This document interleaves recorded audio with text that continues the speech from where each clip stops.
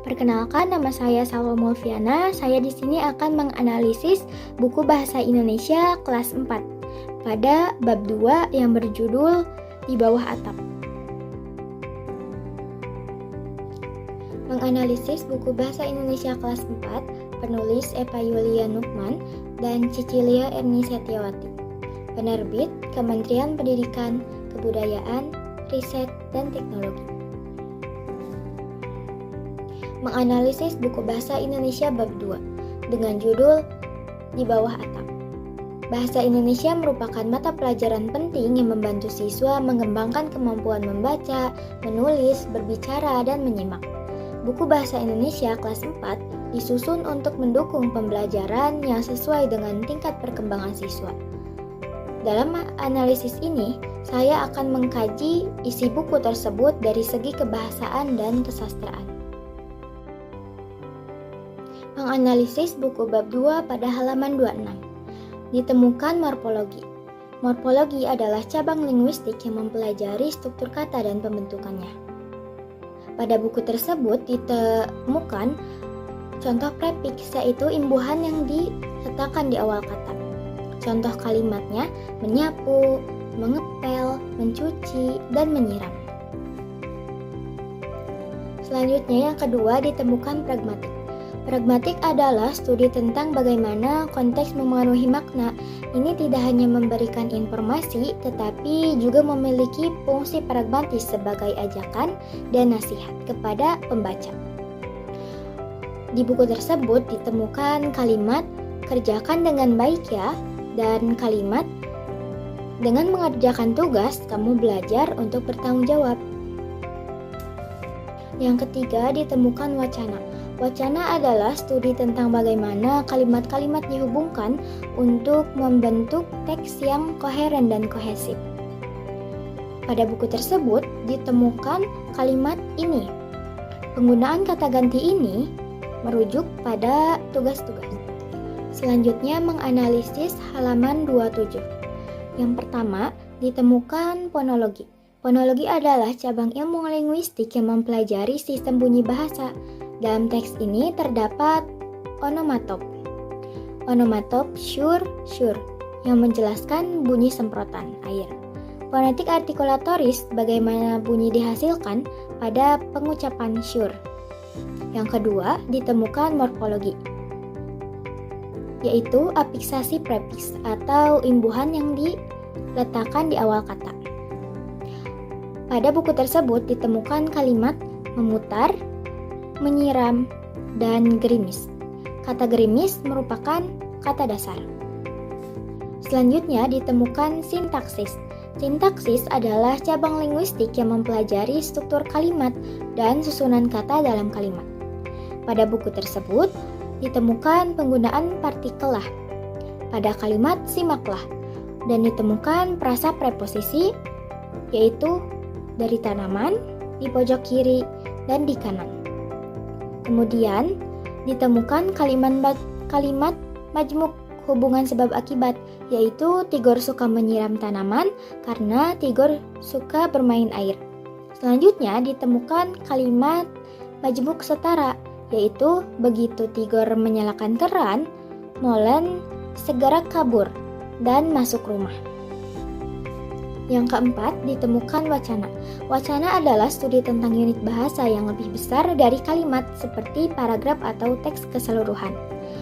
Pada buku tersebut ditemukan kohesi leksikal, yaitu pengulangan kata Tigor, air, dan tanaman.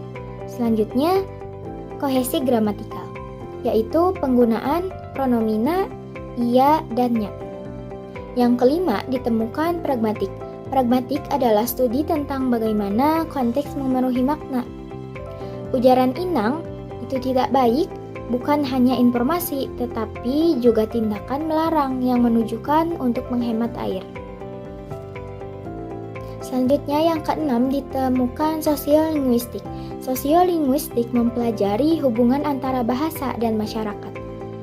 Nama Tigor dan Inang bisa jadi merefleksikan latar belakang budaya tertentu.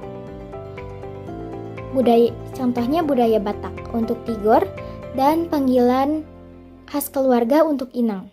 hubungan antara tigor dan molen yaitu hubungan hewan peliharaan, serta tigor dan inang hubungan orang tua atau wali.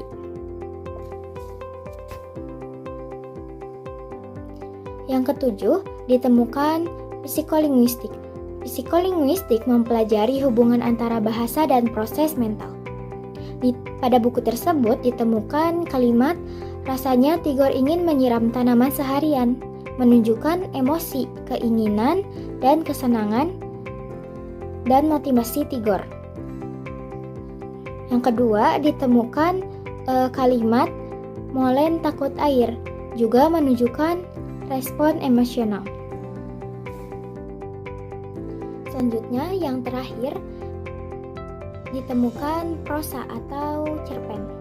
Teks ini merupakan contoh prosa fiksi dalam bentuk cerita pendek. Fokusnya adalah pada narasi sederhana dengan tema kegembiraan anak yang berpusat pada satu tokoh utama yaitu tigor dan aktivitasnya. Selanjutnya yang terakhir ditemukan prosa atau cerpen. Teks ini merupakan contoh prosa fiksi dalam bentuk cerita pendek. Fokusnya adalah pada narasi sederhana dengan tema kegembiraan anak yang berpusat pada satu tokoh utama yaitu tigor dan aktivitasnya. Selanjutnya yang ketiga, ditemukannya sintaksis. Pada buku tersebut ditemukan kalimat jangan kemarin sudah. Itu merupakan kalimat perintah. Dan kalimat ini sukulen, itu merupakan kalimat nominatif.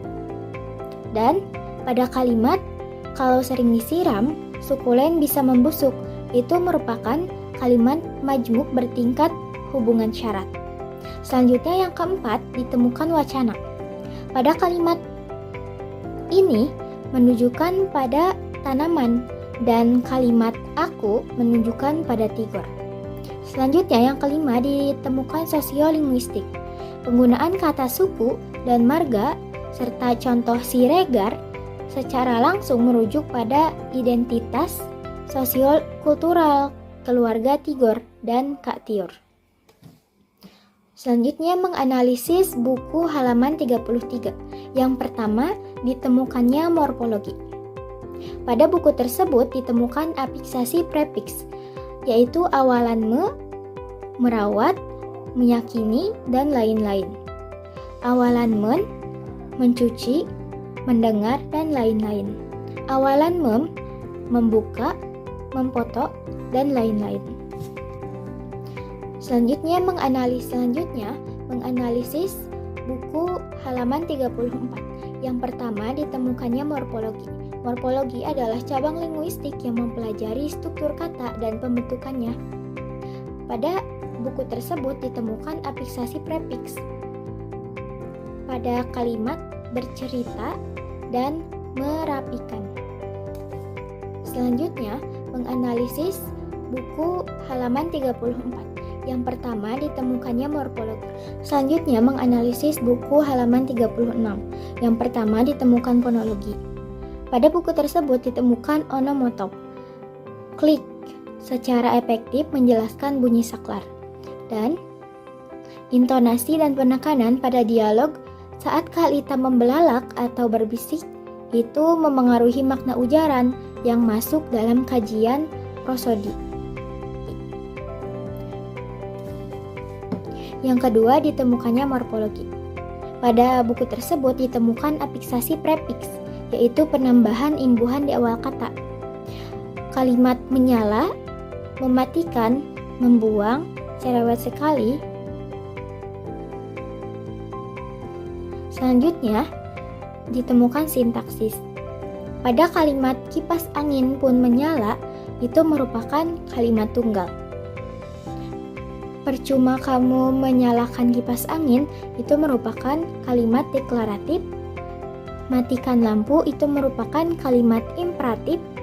Kalau kabelnya tidak dicabut, daya listriknya masih jalan terus, itu merupakan kalimat majmuk bertingkat hubungan syarat. Selanjutnya yang keempat, ditemukan psikolinguistik. Kebingungan Sani pada kalimat repot bagaimana dan ekspresi gerah menunjukkan proses kognitif dalam memahami konsep abstrak dan mengekspresikan emosi. Selanjutnya yang kelima, rasa cerpen. Teks tersebut merupakan prosa fiksi dalam bentuk cerita pendek. Fokusnya adalah pada interaksi dan konflik kecil antara dua tokoh utama yaitu Sani dan Kak. Selanjutnya menganalisis buku halaman 37. Yang pertama ditemukan fonologi. Pada buku tersebut ditemukan intonasi pada kata pampir menunjukkan ketakutan dan keterkejutan Sani. Dan pada kata wah menunjukkan kejutan dan pemahaman Sani. Yang kedua ditemukannya morfologi. Pada buku tersebut ditemukan afiksasi prefiks pada kalimat menoleh, menghisap, terkejut, tercolok, dan menjawil. Selanjutnya yang ketiga ditemukannya sintaksis. Pada kalimat Kak jangan main-main aku takut itu merupakan kalimat perintah sekaligus kalimat deklaratif. Pada kalimat masa di rumah ini ada kelelawar penghisap darah itu merupakan kalimat tanya retoris atau ungkapan keraguan. Selanjutnya pada kalimat jadi, walau televisi sudah dimatikan, kalau kabelnya tetap tercolok ke stop kontak, listrik tetap mengalir, itu merupakan kalimat tanya majmuk bertingkat. Selanjutnya yang keempat ditemukan pragmatik. Sani memahami pampir secara literal sebagai makhluk penghisap darah, sementara Kak Lita menggunakan metafora untuk menjelaskan daya listrik. Ungkapan wah pintar adikku oleh Kak Lita adalah tindak tutur pujian yang menunjukkan keberhasilan Sani dalam memahami konsep. Selanjutnya yang kelima, sosiolinguistik. Hubungan kakak adik di mana kakak berperan sebagai pemberi informasi atau penjelas dan adik sebagai penanya atau penerima informasi. Selanjutnya yang keenam, ditemukannya prosa cerpen. Teks ini adalah contoh prosa fiksi dalam bentuk cerita pendek.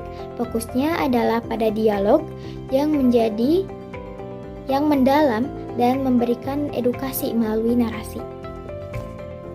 Selanjutnya, yang keenam, ditemukannya prosa cerpen. Teks ini adalah contoh prosa fiksi dalam bentuk cerita pendek. Fokusnya. Selanjutnya, kesimpulan. Bab 2 di bawah atap dari buku Bahasa Indonesia, lihat sekitar, kelas 4 SD berfokus pada pentingnya konservasi, energi, dan pemahaman lingkungan di rumah. Melalui cerita pendek tentang Kak Tigor dan Kak Tiur, Sani, dan Kak Lita, bab ini mengajarkan konsep penting dengan cara yang mudah dipahami.